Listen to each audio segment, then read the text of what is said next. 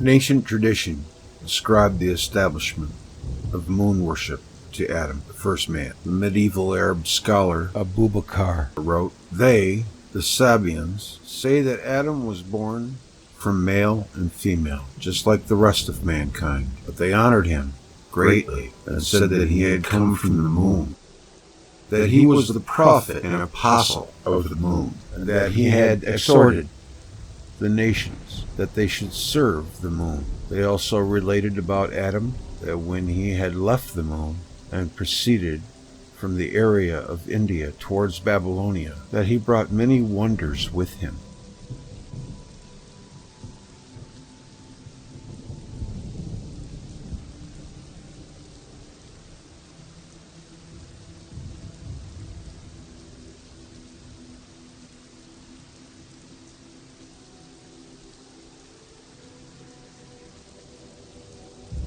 The Adamites, the antediluvian men, were most probably not the first human beings on the planet, even admitting that by expulsion from the Garden of Eden is allegorized a catastrophe which quite destroyed mankind prior to the deluge. It is impossible to declare that it was the first catastrophe. It depends on the memory of the peoples which catastrophe they consider as the act of creation. Human beings, rising from some catastrophe, bereft of memory of what had happened, regarded themselves as created from the dust of the earth. All knowledge about the ancestors, who they were, and in what interstellar space they lived, was wiped away from the memory of the few survivors.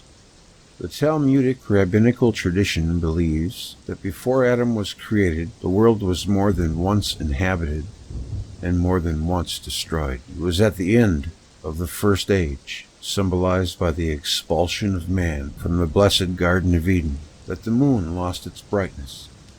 It was not just a single human pair. The tradition ascribes to Adam the invention of 70 languages.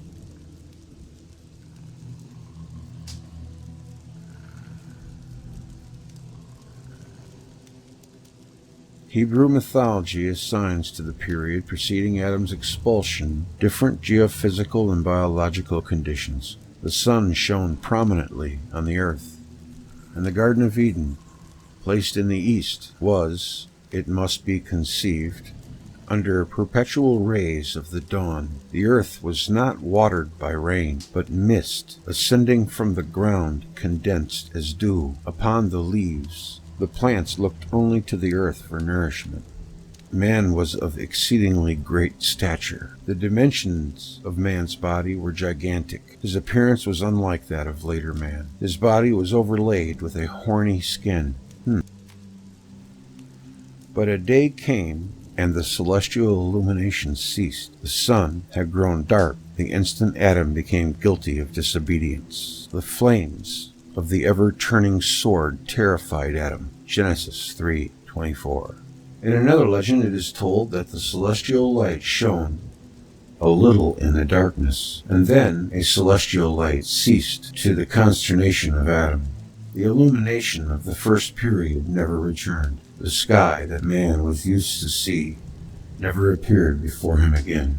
The firmament is not the same as the heavens of the first day. The day of Genesis, as I have already noted, is said to be equal to 1,000 years. It was after the fall of man, according to Hebrew tradition, that the sun set for the first time.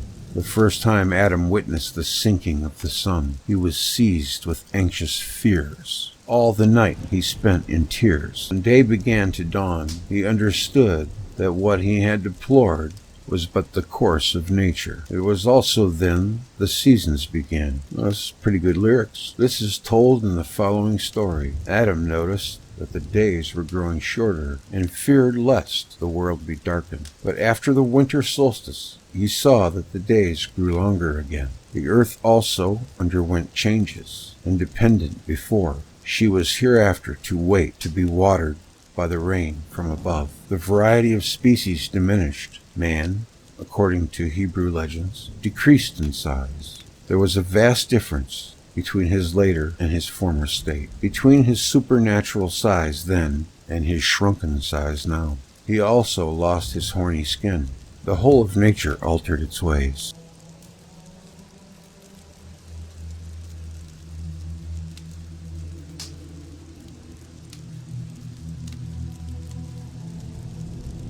References: Athanasius Kircher, Taurus Babelsci Archonatologia Amsterdam, 1679, p. 134.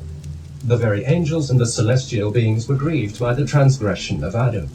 The moon alone laughed, wherefore God obscured her light. Ginsberg Legends I. 80. Ginsberg Legends I. 79 and Ginsberg Legends 76.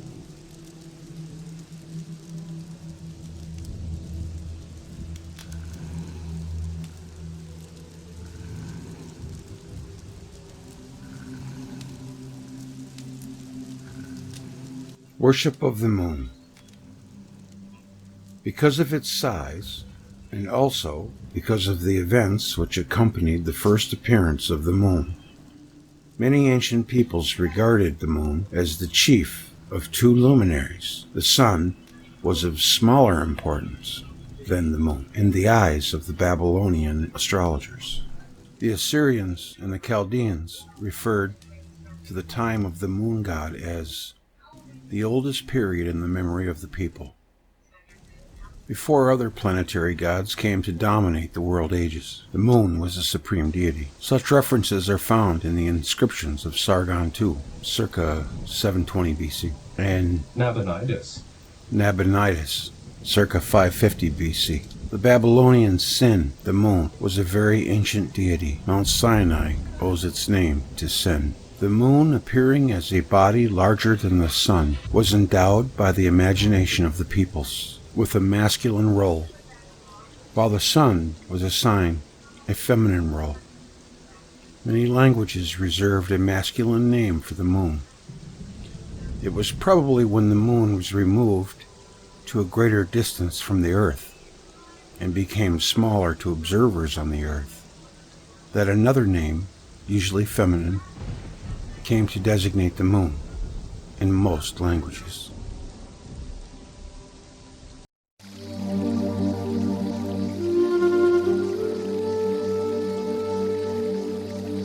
C. Bezold in Baal was considered to be the father of the sun god Shamash, Utu, and was commonly addressed as Father Sin, Sumerian and Babylonian. Psalms 1909. F. Cumont noted the prominence of Sin in the earliest historical period in Babylonia and found it remarkable that at first the primacy was assigned to the moon. Astrology and Religion Among the Greeks and Romans, page 124.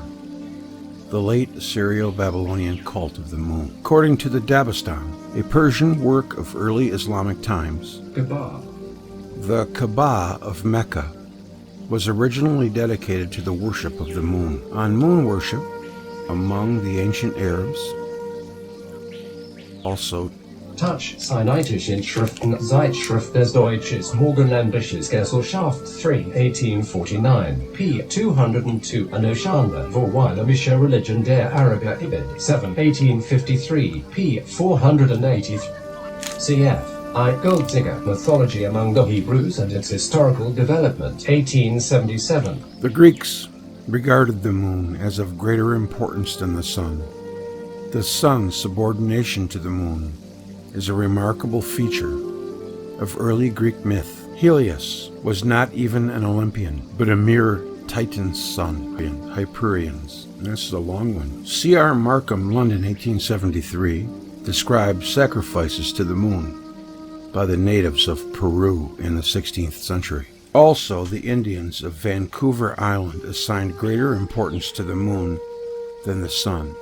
E.B. Taylor, Primitive Culture, 1929, as did several tribes in Brazil. See Sargon's display inscription, since distant days of the age of Nanaru.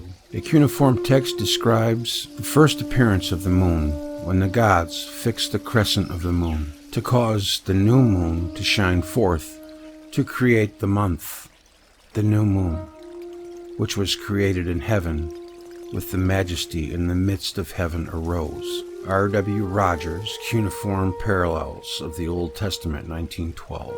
J. Louis, The Late Assyrio-Babylonian Cult of the Moon and Its Culmination in the Time of Nabonidus. Quotes Philochorus as having Macrobius Saturnalia 8, quotes Philochorus as having said that men offer sacrifices to the moon, dressed as women, and women dressed as men, because the moon is thought to be both male and female.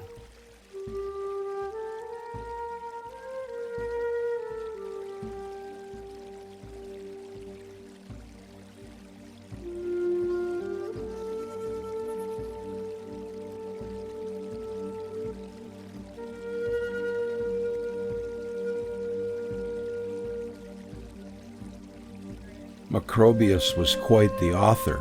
I think I want to get some of his works. They look fascinating to me. To read something someone wrote thousands of years ago that's been dead for that long, that he can talk to you right in this book, to just you. That's what's great about books. Is that where we get the word microbe from, or macro, or both? I don't know, I'm just guessing.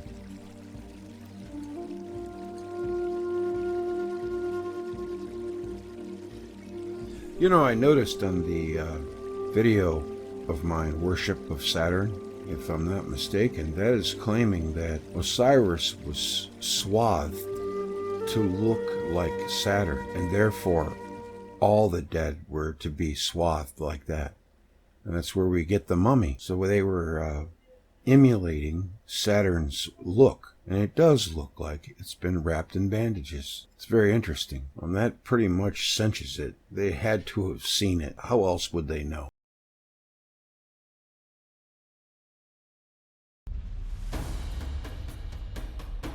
A little side note, I got this picture from Ted Holden and this video right here, and that sure looks like a little girl to me. If this is truly a picture from the Mars rover, then humans are definitely on Mars. And here's the before and after pictures. She's there, and then at some point later, she's gone. That is very telling.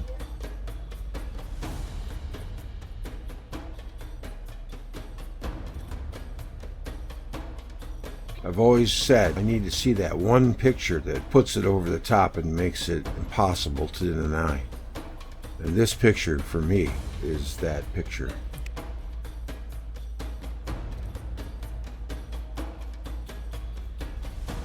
In 2016, I took up painting.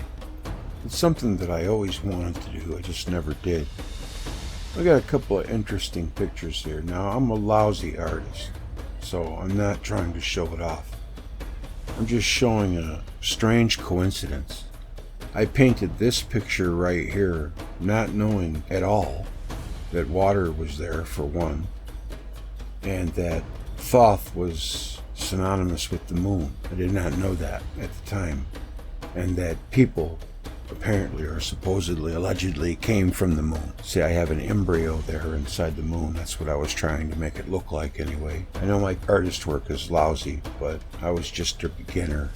I'm still a beginner, but it's something I really enjoy. And the strangest one of all, now don't look at my lousy galaxy. I was experimenting with sponges. I tried to make a galaxy with sponges. And it's not the galaxy that's interesting. I snapped a picture of it to play with the contrast. And look at this. You see that face right there? That's creepy. I don't know if that could be a coincidence. Did I capture some creature? It's pretty freaky. Well, I just can't see it being a coincidence of light and shadow. I don't know. It's not in the painting. It's just in the photograph. It came from the flash. Whoever he is, he looks like he's got a mustache, and he's sore.